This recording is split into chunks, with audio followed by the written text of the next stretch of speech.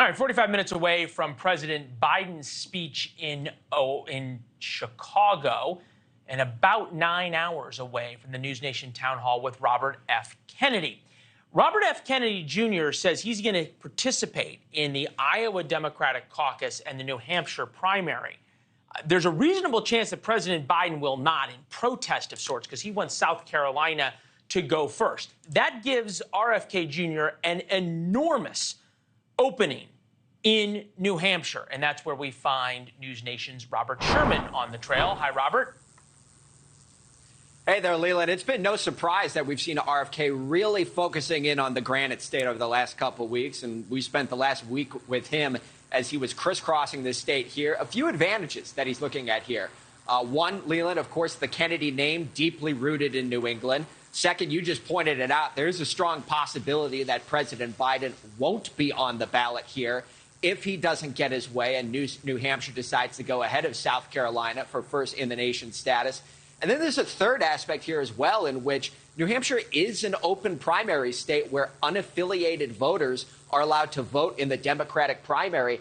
That's not something to scoff at, because they make up about 41% of the electorate here in this state as well. So it's not just going to be Democrats who will be voting in that primary. So we've really seen RFK Jr. honing in on New Hampshire, trying to make headway here. Long ways to go, Leland, but this is definitely top of mind for his strategy. Leland?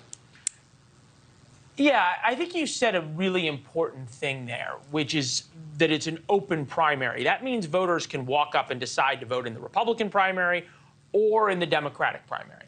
And what I'm interested in when you say unaffiliated voters, have you talked to any Republicans or Republican-leaning folks who are suddenly interested in RFK Jr.?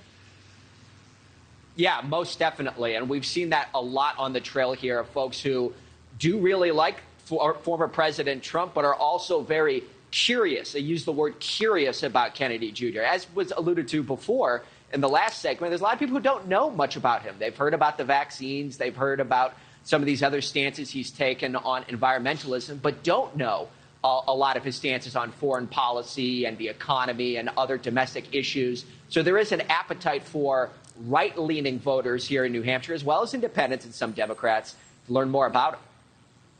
Yeah, there's this alt-populist part, right, of the American political culture, and you can decide whether there's the populist wing of the Democratic Party and an alt-populist Republican, or the vice versa. Call it by whatever you want. It's becoming an increasingly large force in America, and especially in a place like New Hampshire that has this sort of counter, not even counter-culture, but counter-establishment view of the world. Don't tread on me. Right. Let's ask it this way.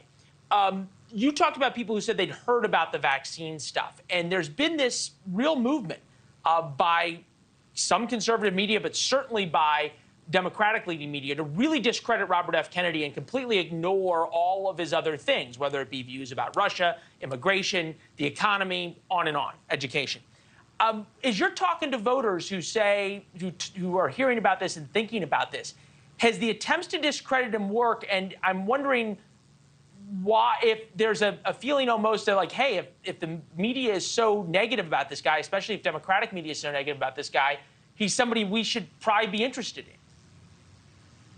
Without question, Leland, and I think that's been a real change that you've seen in electorates around the country over the last couple of years, just talking to voters on the ground, is that there is this overall skepticism to the narrative that you hear here. And that's not just contingent to one party or another. That we do meet a lot of folks who say, well, why are people saying that we shouldn't be listening to him? Why are people saying to not consume anything that he's saying at all? That is, from what we're seeing, driving people to try and listen more. But again, you know, there are still a lot of question marks that a lot of people have. A lot of people who aren't sold on who he is. A lot of people who aren't sold on where exactly their vote is going. So there's this appetite to learn more. There's this curiosity. People want to hear about all of the issues, the entire gambit here about what he stands for, which is why a lot of people have been telling us they're interested in our town hall tonight with RFK Jr. Thank you for watching. Go to newsnationnow.com to find News Nation on your television provider. And don't forget to click the red subscribe button below to get more of News Nation's fact-driven, unbiased coverage.